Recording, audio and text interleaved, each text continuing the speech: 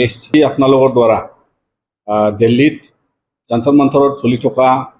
এটা বৃহত্তৰ ভাৰতবৰ্ষৰ মানে আমাৰ যি নৱপ্ৰজন্মৰ আৰু শিক্ষা ৰিলেটেড যিটো এটা প্ৰটেষ্ট চলি আছে,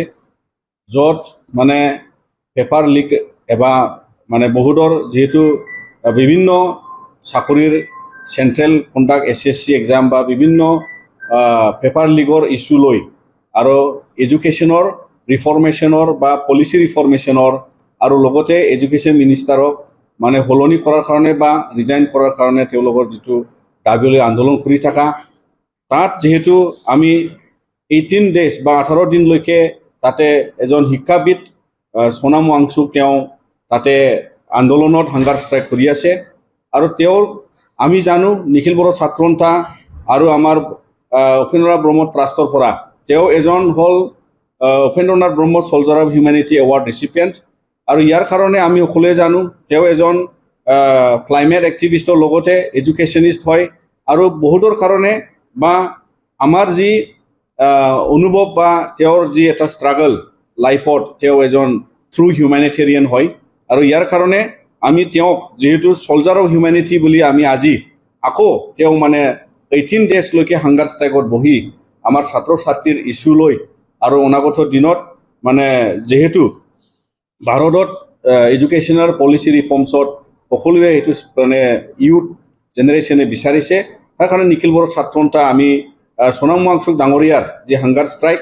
ইয়াক যি ইছ্যুজ আছে এইটো লৈ যাতে ভাৰত চৰকাৰে ৰেছপন্স কৰিব লাগে। আৰু তেওঁৰ যি হাংগাৰ ষ্ট্ৰাইক 18 ডেৰ কাৰণে তেওঁৰ নিচিনা এজন ব্যক্তিয়ে আজিৰ যুগত যদি তেওঁ মৃত্যুবৰণ কৰে বা তেওঁৰ যি হাংগাৰ ষ্ট্ৰাইকৰ দ্বাৰা যিটো নন ৰেছপন্সিভ বা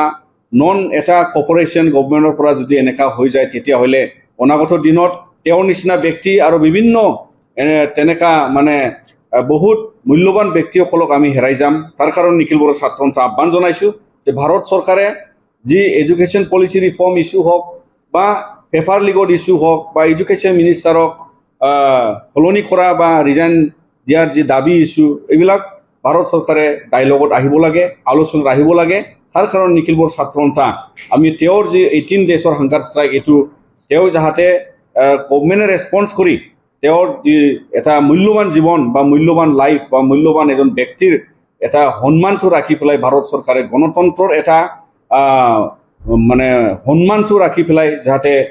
তেওঁলোকে চৰকাৰে ৰেছপন্স দিয়ে, তাৰ কাৰণে আমি আহ্বান জনাইছোঁ। আৰু লগতে চৰকাৰে তেনেকুৱা যদি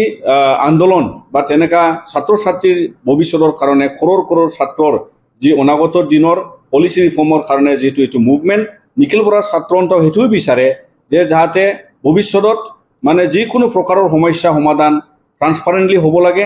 আৰু তেনেকুৱা পেপাৰ লিক আৰু হ'ব নালাগে। আৰু বিভিন্ন ক্ষেত্ৰত ভাৰতত যাতে ছাত্ৰ ছাত্ৰী ভিক্টিমাইজ নহয়, তাৰ কাৰণে গভৰ্ণমেণ্টে এইটো পলিচি ট্ৰান্সপাৰেণ্টলি ল'ব লাগে। ইয়াৰ ক্ষেত্ৰত ইছ্যুটো সকলোৰ কাৰণে ইম্পৰ্টেণ্ট। আৰু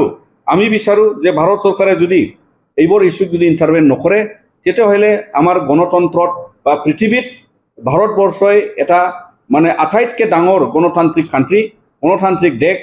তো ইয়াত যদি মহাত্মা গান্ধীৰ এবা আমাৰ নন ভাইলেণ্ট যি মুভমেণ্টৰ ক্ষেত্ৰত বা হাংগাৰ ষ্ট্ৰাইক এটা আল্টিমেট পৰ্যায়লৈকে এটা মুভমেণ্ট হয়, আমিও জানো নিখিল বড়ো ছাত্ৰ সন্থা আন্দোলনত তেনেকুৱা আমি পদক্ষেপ লৈছিলে। তো ইয়াৰ কাৰণে